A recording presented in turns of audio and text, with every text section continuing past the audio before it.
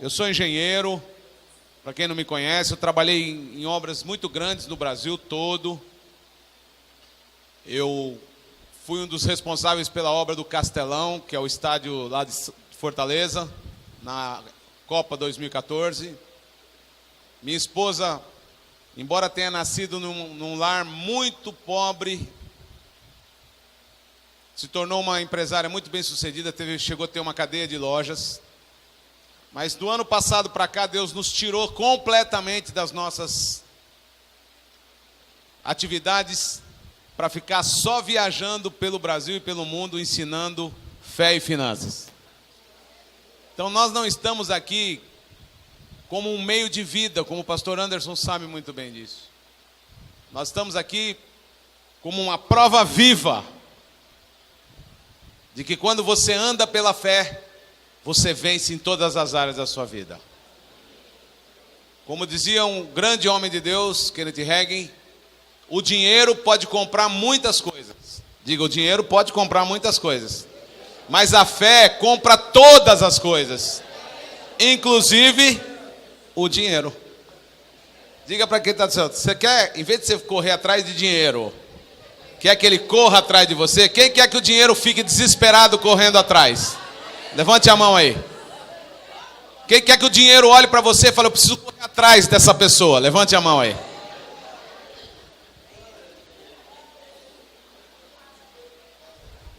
Eu recebo muita cacetada lá na internet, eu dou risada demais.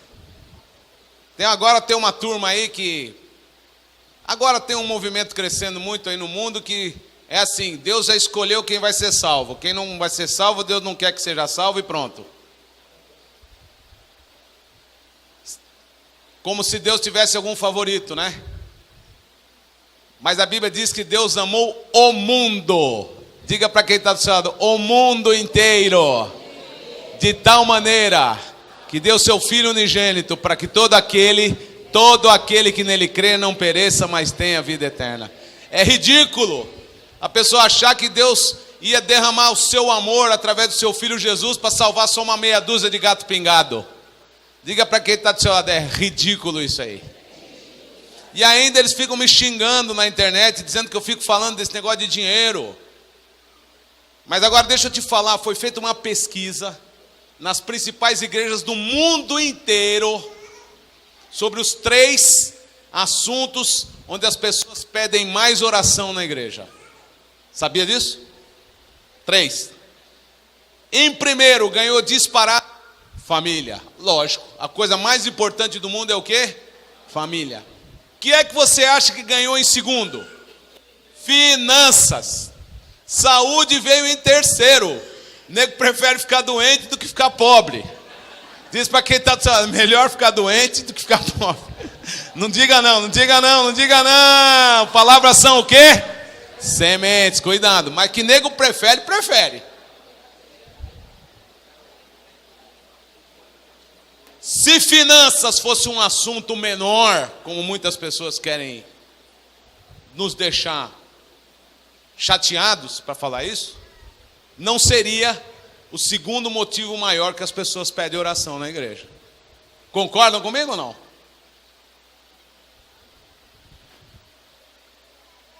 Mas é incrível. Essa igreja tem sido um projeto de vida para mim e para Elvira também. Que nós somos doidos de amor pelos pastores dessa igreja aqui. Somos totalmente apaixonados por eles. Amém?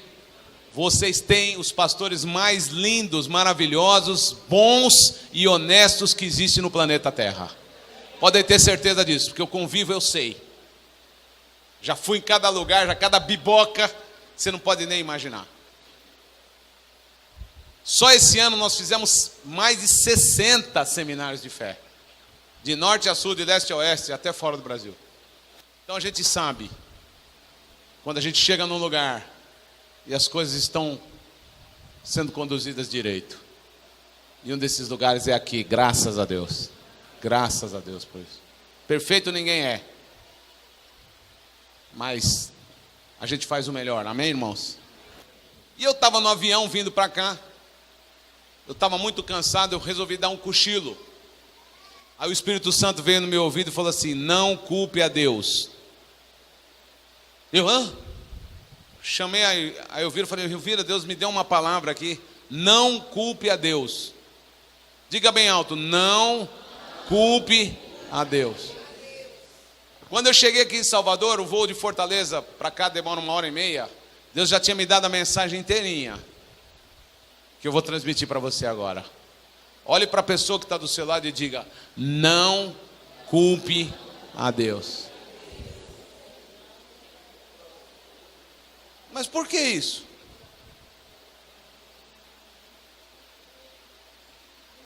Porque o ser humano, quando ele não é enraizado em fundações sólidas da palavra de Deus, seja na área de fé, seja na área de cura, seja na área de finanças, seja na área de família, se você não é enraizado com fundações sólidas da palavra de Deus, aliás, uma das coisas que eu mais admirava no meu pastor Kenneth Hagin, nos americanos, é que não existe a possibilidade de um americano fazer uma oração e não gastar metade da oração agradecendo a Deus pela palavra de Deus.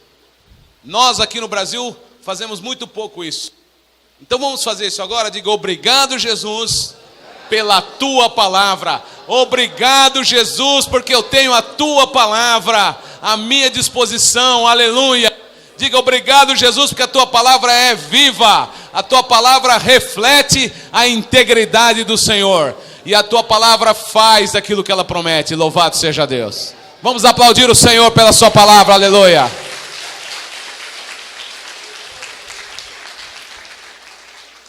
Mas como as pessoas muitas vezes não recebem fundação sólida, elas fracassam.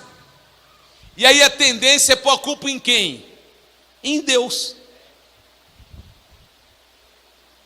Eu fui pastor durante 24 anos de uma grande igreja, que tinha muitas igrejas.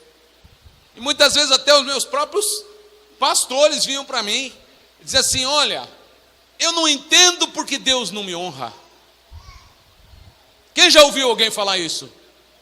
Levante a mão. Quem já falou isso? Levante a mão. Os que não levantaram a mão, vamos repreender o espírito de mentira agora aqui. Todo mundo já falou isso alguma vez. Eu não sei porque Deus não me abençoa, eu não sei porque Deus não me honra.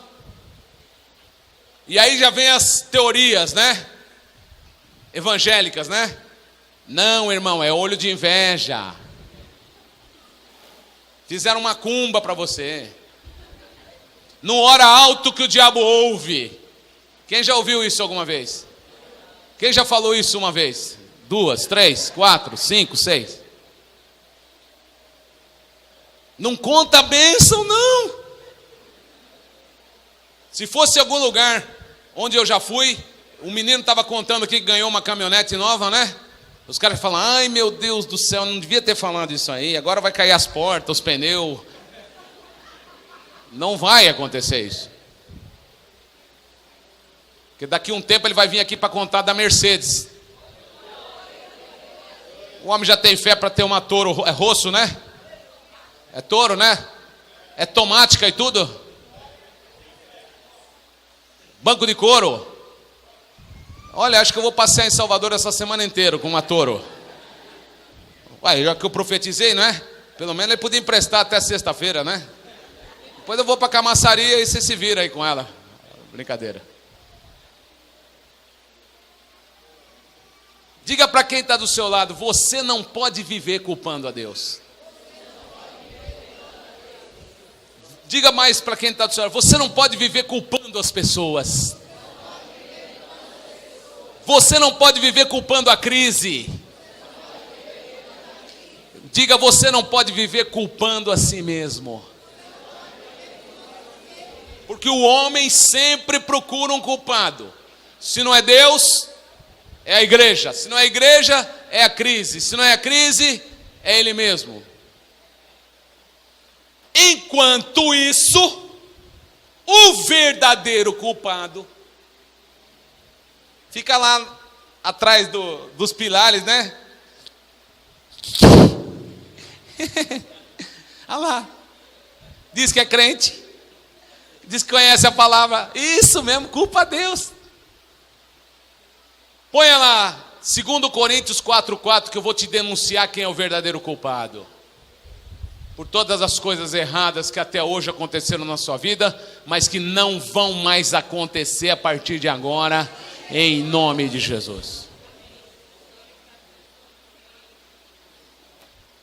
2 Coríntios 4,4, o apóstolo Paulo, deixa eu fazer uma pergunta aqui, para quem que Paulo está escrevendo isso?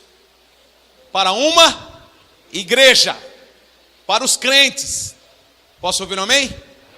Paulo não está escrevendo isso para a gente do mundo.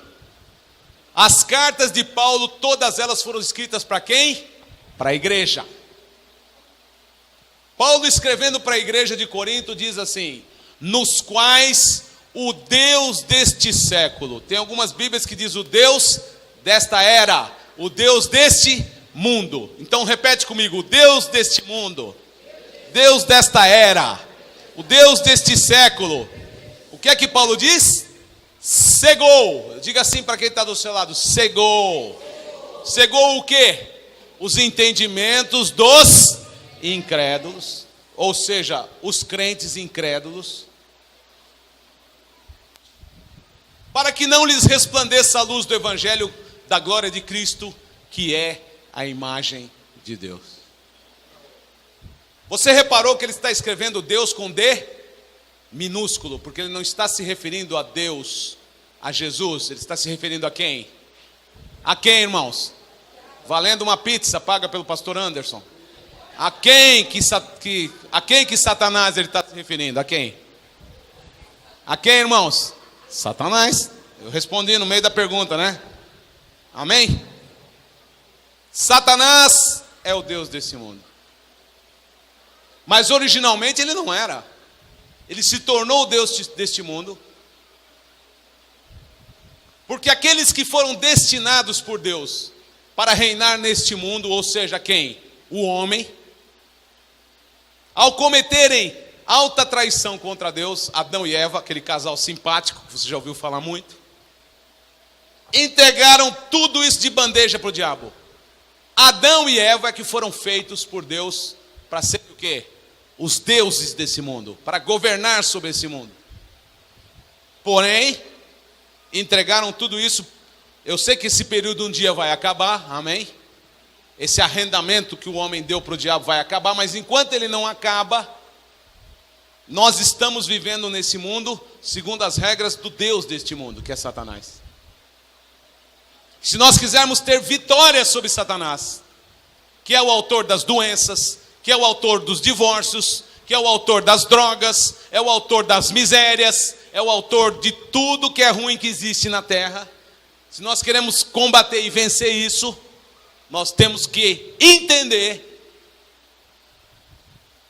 quais são as ferramentas que Deus tem para nós. É por isso que nós estamos aqui hoje. É por isso que a Bíblia existe. É por isso que a igreja existe. Posso ouvir um amém, irmãos?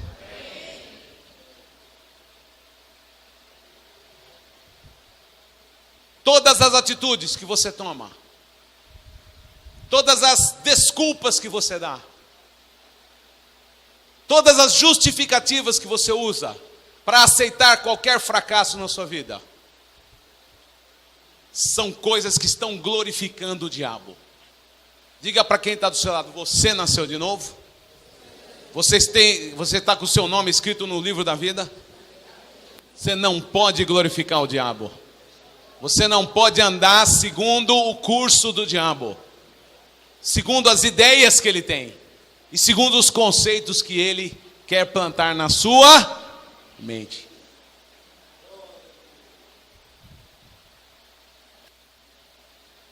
Jesus contrastou claramente as suas obras em relação às obras do diabo. Põe o próximo aí, bonitão. Em João, no capítulo 10, versículo 10, Jesus contrastou claramente as suas obras em relação às obras de Satanás. Aqui, Jesus não está chamando ele de o Deus deste mundo. Está chamando o diabo de quê? De ladrão. Jesus diz: o ladrão, repete comigo, o ladrão não vem senão a roubar, matar e destruir. Eu vim para que tenham vida e a tenham com abundância. Jesus veio, por isso que a Bíblia diz que para isto se manifestou o Filho de Deus, para destruir as obras de Satanás. E quais são as obras de Satanás? Tudo que mata, tudo que rouba, tudo que desencoraja, tudo que diminui, tudo que faz você recuar, tudo que faz você desistir, isso é obra do diabo. Tudo que é bom, aleluia, tudo que restaura, tudo que cura, tudo que prospera, tudo que une, tudo que levanta, tudo que é lindo e maravilhoso é obra de Deus.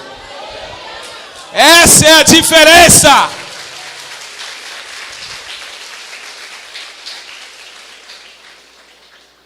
Não faça concessão para a incredulidade mais. Não fique na defensiva. Não culpe a Deus. Não culpe a crise.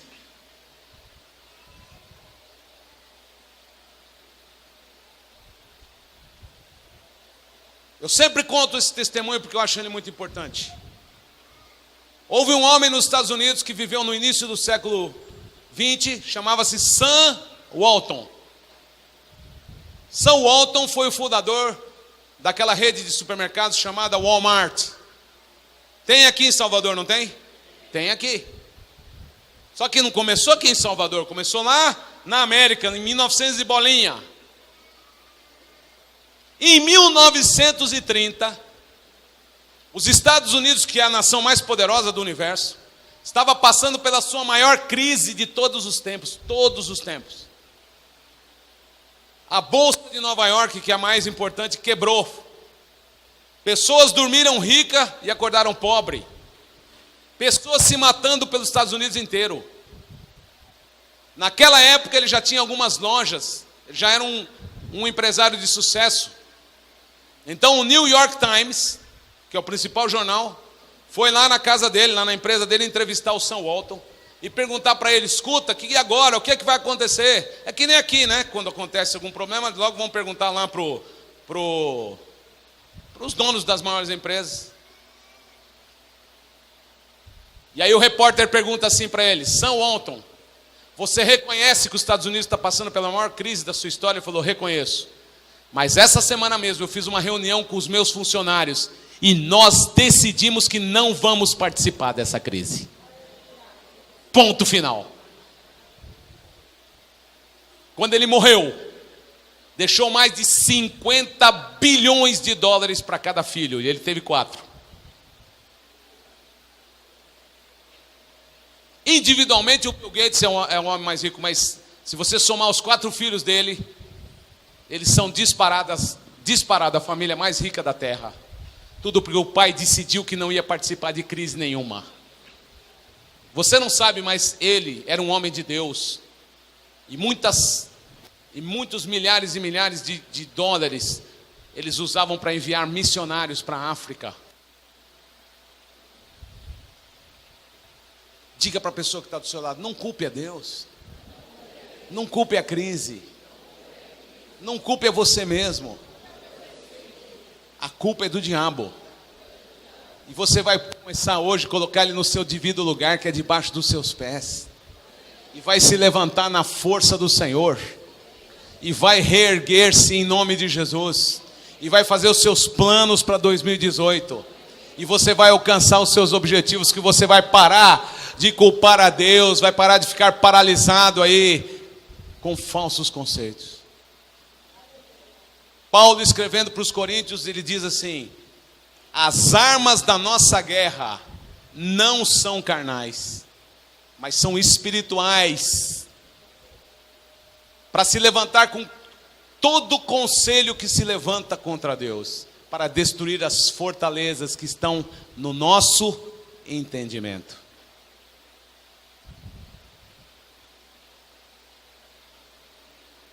Quem é o culpado de tudo que é ruim? Deus? Você, a crise, quem é? O diabo. Agora você já sabe. Então, pare de culpar a Deus. Diga para quem está do seu lado: esse ano de 2018, eu não vou dar nenhuma desculpinha mais. E eu não vou aceitar que você me dê nenhuma desculpinha mais. Nós vamos fazer os projetos que Deus está colocando no nosso coração.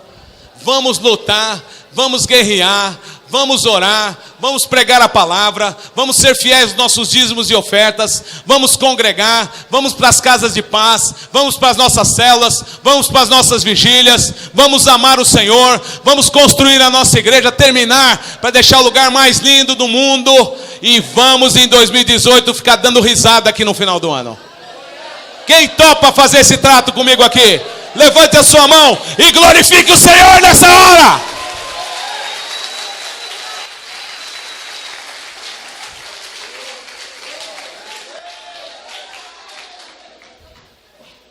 Deus já te perdoou faz tempo. Deus não se lembra dos teus pecados mais. Mas por causa de falsos profetas que se levantam para ficar condenando as pessoas. Jesus disse: eu não vim para condenar ninguém, eu vim para salvar. Ah, pastor, mas e se a pessoa não se converter? Essa está condenada mesmo. Mas enquanto ela estiver viva, ela tem chance de ser salva. Por isso você não pode condenar nem a pior pessoa que existir na sua frente. É uma alma. Aquele cara que te deu uma fechada ontem no trânsito é uma alma. Aquela pessoa que te traiu no emprego é uma alma. Aquele irmão que não olha na sua cara é uma alma. Aquele que te tomou um dinheiro e não te devolveu é uma alma. Deus ama essas pessoas. Louvado seja Deus. E nós aprendemos hoje de manhã que quem não anda em amor tem a sua oração prejudicada, impedida. O Espírito de Deus acabou de falar para mim aqui. Eu estou ensinando numa área, mas o Espírito de Deus é que manda. E ele me falou que tem alguns maridos aqui que as suas orações têm sido impedidas, porque você maltrata a sua esposa. Pare de fazer isso, meu irmão. Tem mulheres aqui que têm tido as suas orações impedidas, sabe por quê? Não honra o marido. Pare de fazer isso, irmã. Tem pais aqui que têm tido as suas orações impedidas porque não estão criando os seus filhos no temor de Deus. Crie os seus filhos no temor de Deus. Nós formamos filhos, eu e a minha esposa. Um é dentista, os outros dois são médicos. São pessoas que sabem desde o dia que nasceram que mentir é errado, que roubar os outros é errado, que sonegar os seus dízimos e ofertas é errado, que falar mal dos pastores é errado, que ficar desonrando os líderes da igreja é errado. Eles nunca fizeram isso, nunca tiveram coragem, nunca vão fazer. Por isso é que eles prosperam em todos os seus caminhos. Diga para a pessoa que está do seu lado: você quer prosperar nos seus caminhos? Diga: eu vou prosperar. Sabe por quê? Eu não vou pôr mais a culpa em Deus. Não vou pôr a culpa em crise. Não vou pôr culpa nas pessoas e não vou pôr a culpa em mim mesmo. Eu vou colocar o meu dedo para baixo, põe aí, e vou dizer assim: Satanás, saia da minha família, saia das minhas finanças, saia dos meus negócios, saia da minha igreja, saia de tudo que tem a ver com a minha vida, em nome de Jesus.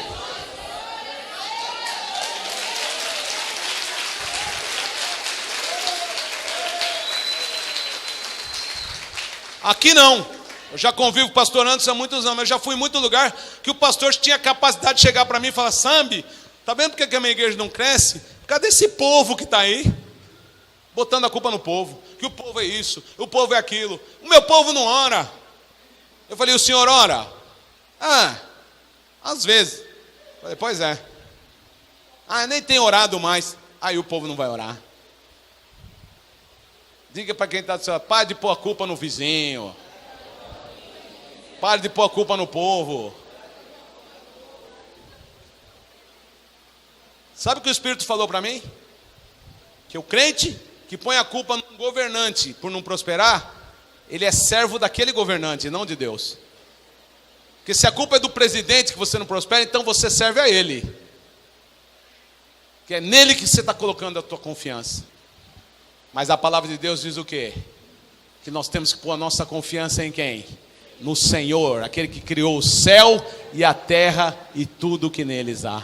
A minha segurança, a minha prosperidade. Aleluia. Pode aplaudir o Senhor mesmo. Aplaude o Senhor. Dê brados de júbilo aqui. Glorifique o Senhor.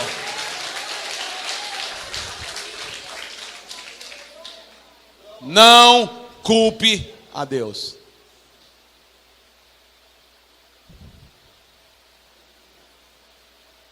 Louvado seja Deus. Diga louvado seja Deus.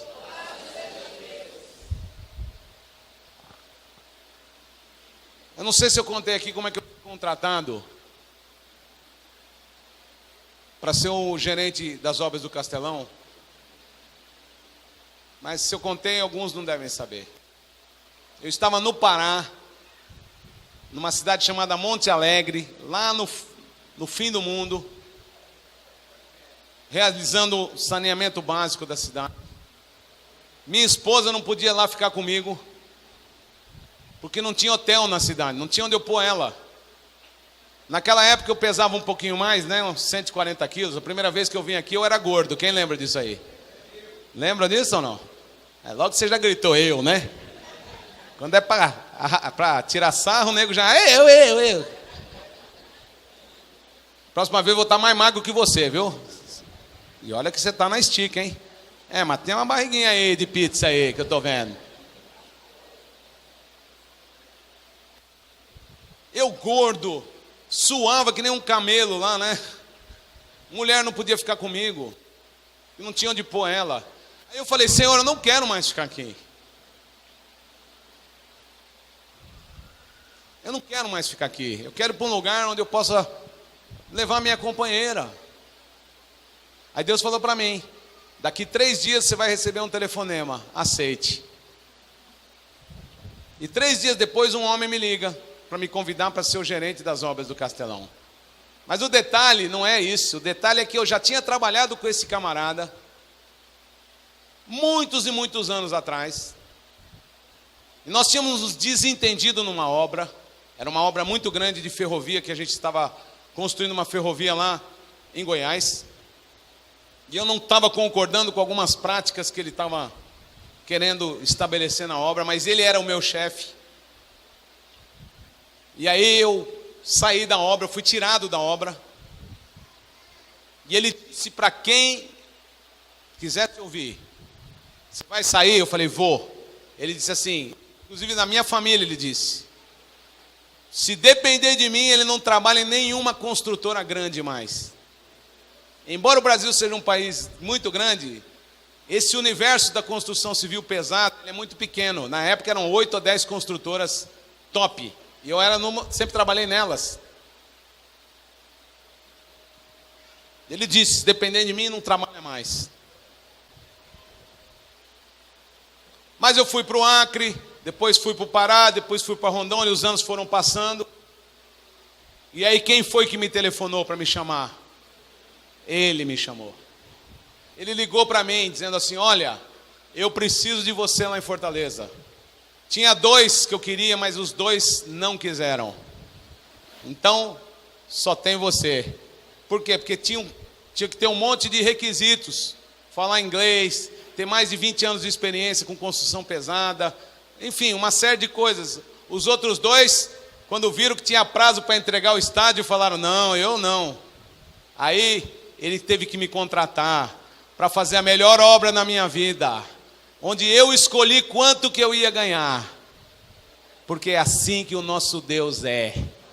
Está entendendo? Diga para quem está do seu lado, se você parar de culpar Deus, se você parar de ficar dando desculpinha furada, se parar de ficar se culpando também, Deus vai te colocar no patamar mais alto, vai te dar uma casa boa para você morar, um carro bacana para você andar, você vai fazer faculdade, vai passar no concurso público, seus filhos vão fazer universidade, aleluia. Você vai montar uma empresa, essa empresa vai prosperar. Você vai fazer tudo aquilo que Deus colocar no seu coração e vai ser o melhor, em nome de Jesus. Sabe por quê?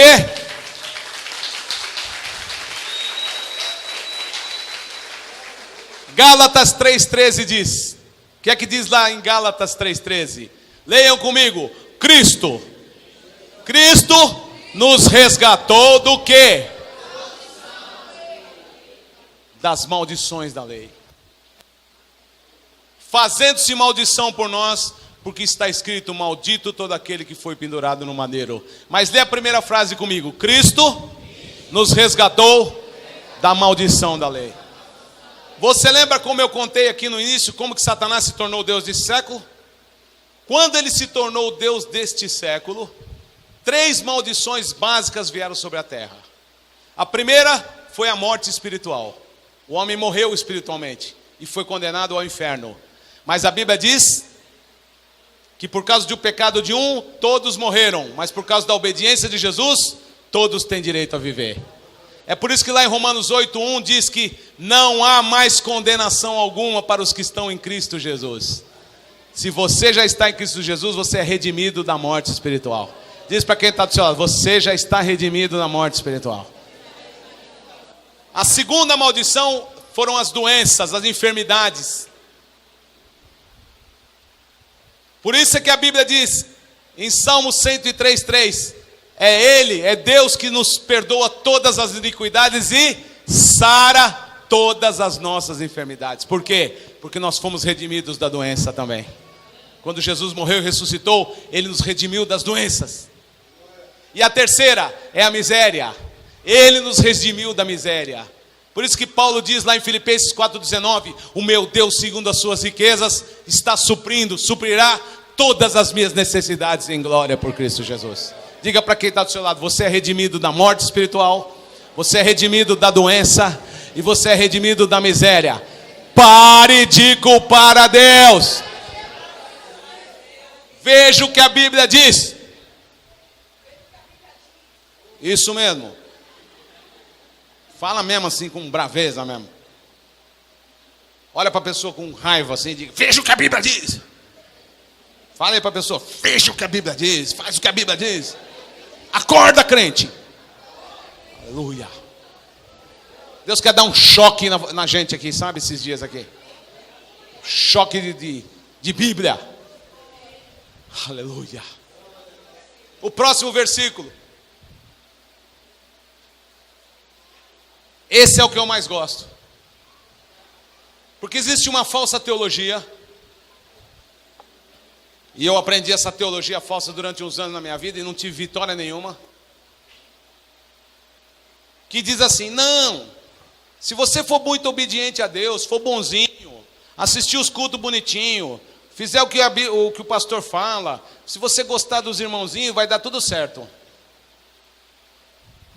Só que a Bíblia diz o seguinte: sujeitai-vos, pois, a Deus. É isso aí. Isso é se sujeitar a Deus, amém?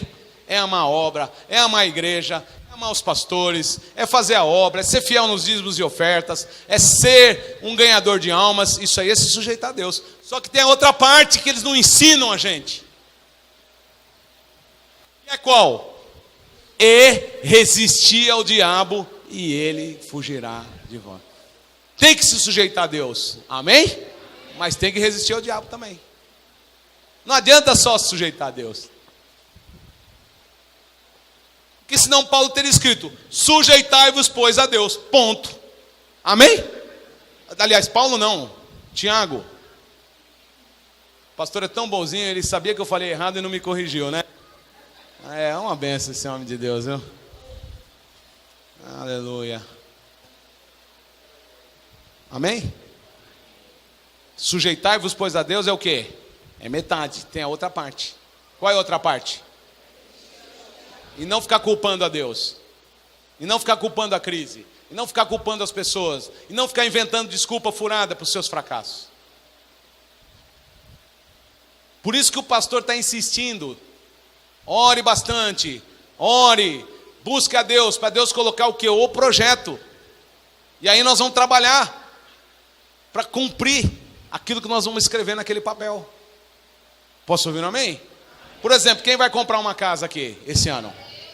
Levante a mão, quero saber já. Quero garantir já o almoço do ano que vem, a janta, quando eu vier aqui. Porque não é possível nego ganhar uma casa e não chamar a gente para almoçar, né, pastor? É um mínimo, né? Também, eu tô lá, vou cobrar, hein? Aleluia. Aliás, quem não comeu a dobradinha que teve hoje aqui, hein? A feijoada, perdeu, hein? Nossa. Ainda tem aí, né? Quem vai passar num concurso público aqui? Você vai fazer assim, eu vou me inscrever. Vamos ver o que acontece. É assim que você vai fazer? Não, vai estudar e vai passar. Vai estudar e vai passar no vestibular. Vai orar e Deus vai falar, monta uma empresa. Vai orar e Deus vai falar, abre uma célula ali que você vai ver quantas almas você vai ganhar.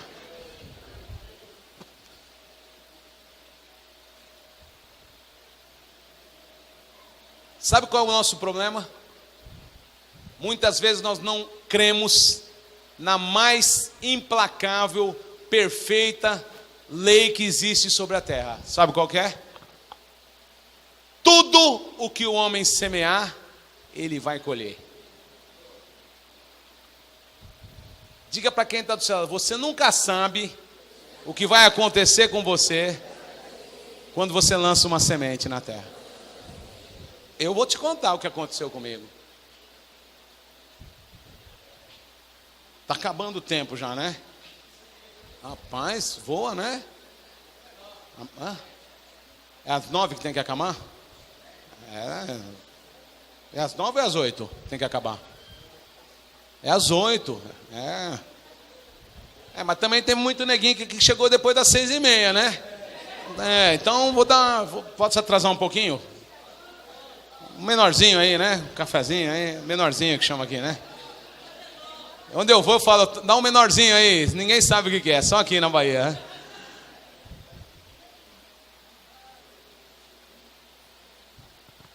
Quando eu fui casar, eu tinha um colega que estudou comigo durante toda a minha vida. E o pai dele era um dos homens mais ricos, do Brasil. Italiano. A gente chamava ele de Al Capone, né? Aquele mafioso, né? E Deus falou para mim, não, vai lá e leva o convite. Eu fui lá e levei o convite de casamento para ele. Eu estudei com o filho dele, ginásio, colegial, faculdade. E quando eu fui entregar lá na empresa. É uma fábrica gigantesca que tem em Osasco, em São Paulo, de produtos alimentícios, óleo, feijão, arroz, álcool, tudo. É um império. Naquele escritório lá, reis já tinham entrado, presidentes, senadores, governadores. Então eu vou e entrego o meu convite de casamento para ele. Ele olhou e começou a chorar. Eu pensei, um homem desse chora? Nunca imaginei que um homem desse chorasse. Um homem desse só manda nos outros, né? Na época eles tinham mais de 20 mil funcionários lá. O maior grupo agropecuário da América Latina. Só usinas de álcool eram mais de 16 ou 17 usinas. Uma loucura. E quando ele começou a chorar, eu falei, por que o senhor está chorando? Ele falou, porque os meus pais, quando eu era pequeno, eles iam na igreja metodista. Tem aqui metodista? É evangélico também. E eu fui batizado lá. Mas depois eu fui ganhar muito dinheiro, me desviei e virei espírita. E eu daria metade do que eu tenho para ter essa paz que você tem. Eu vejo isso em você. Eu falei, mas o senhor não precisa dar metade, o senhor não precisa dar nada. O senhor quer se reconciliar com Deus? Ele falou, mas ainda dá? Eu falei, dá. Mas você não sabe o que eu já fiz na vida. Eu falei, nem quero saber. Foi por causa disso que Jesus morreu. Aleluia. Eu nem acreditava que eu estava tendo a chance de falar com ele, de Jesus. Eu não tinha ido lá para isso. Eu estava interessado em chamar ele para o meu casamento. Quem sabe pintava uma geladeira de presente. Se é que você me entende, né? Essa parte eu nunca te contei, né? Foi minha mãe que falou, vai lá, leva o convite, né? Turco, né? Já viu como é que é, né? Mas como eu disse aqui, você nunca sabe quando você lança uma semente o que é que pode acontecer. Naquela sala, onde muita gente importante tinha entrado, ele dobrou os joelhos dele comigo e entregou seu coração para Jesus. E nasceu de novo naquela tarde. Aí eu me casei, abri a primeira igreja. Anos depois, aquele homem me ajudou a construir a maior igreja que eu construí, com mais de 3.000 lugares, e mais de 70 igrejas que eu construí, porque ele veio a ser o meu pastor, vice-presidente lá, anos depois. Hoje eu não estou mais naquela igreja, porque Deus me tirou de lá para fazer o que eu estou fazendo hoje aqui. Ele é o presidente daquela igreja, ele cuida daquela igreja. Ele me ajudou a construir dezenas de igrejas, a construir uma casa de recuperação que já recuperou mais de 4.000 mulheres em 34 anos. Um orfanato que já recuperou mais de 200 crianças. Hoje tem crianças que eram do orfanato que são pastores hoje. Louvado seja Deus. Tudo porque eu fiz o quê? Lancei a semente na terra. Faça de 2018 o ano onde você vai lançar sementes. Vai pregar, vai ministrar, vai semear, vai participar dos projetos que Deus colocou no coração da igreja. Vai estudar, vai trabalhar, arruma um emprego extra, estuda de noite, se esforça, pare de culpar a Deus. Apenas diga, Senhor, eu não te culpo por mais nada. Não vou culpar mais a crise, não vou culpar mais as pessoas. Sabe o que é crise, irmãos? Crise é a oportunidade onde Deus tem para mostrar a diferença entre aqueles que o servem e aqueles que não o servem. 2017 foi um ano de crise, foi o ano que eu mais fui abençoado na minha vida, em todas as áreas da minha vida. Porque eu não fico culpando Deus, não fico culpando a crise, eu ponho a mão na massa. Posso ouvir um amém? Amém. Diga assim, eu vou me sujeitar a Deus, sim, mas eu vou resistir ao diabo também. E ele vai ter que fugir de mim. Filhinhos, diga, filhinhos. Quem é filho de Deus aqui? Então é para vocês. Filhinhos, sois de quem? De quem nós somos? De Deus. E já os tendes vencido. Quem são esses que nós vencemos? Os demônios, os espíritos malignos. Amém? Então diz para quem está do seu lado, você é de Deus, e você já venceu todos os espíritos malignos, porque maior é aquele que está em você, do que os diabos, os demônios que estão nesse mundo. Pastor, você não tem medo? Não, porque o maior é aquele que está em mim. Só mais um pouquinho baixinho, só um pouquinho.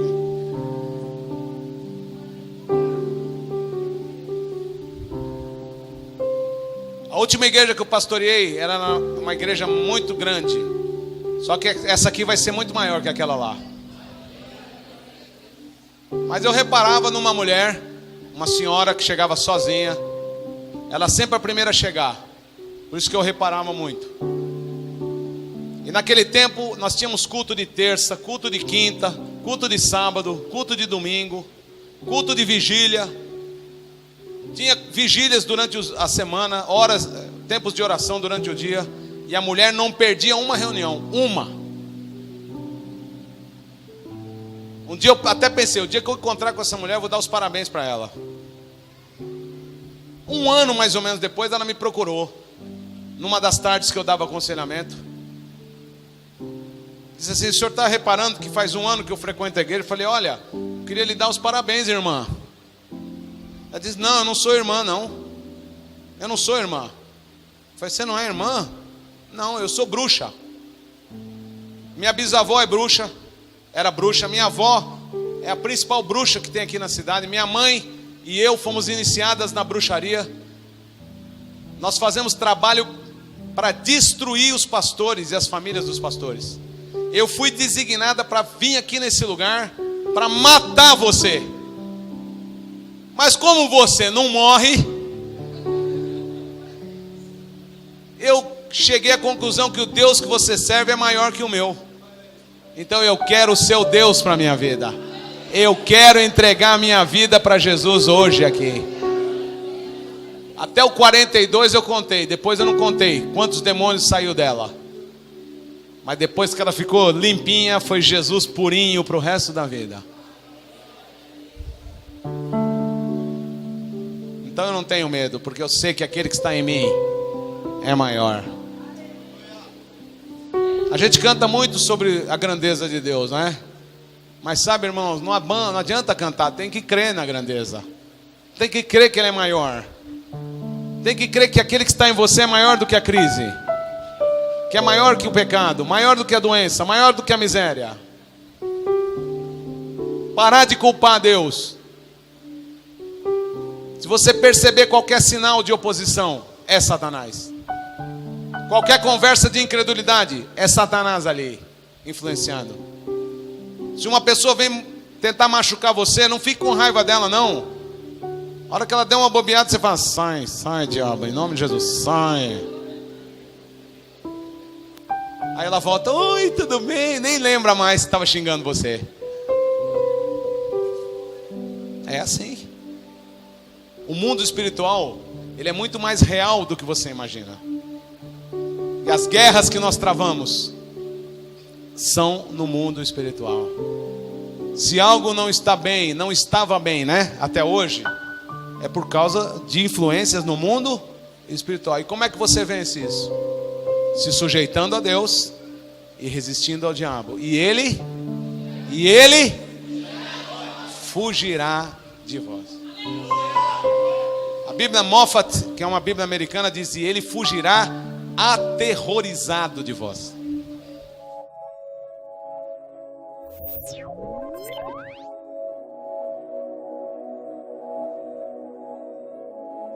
You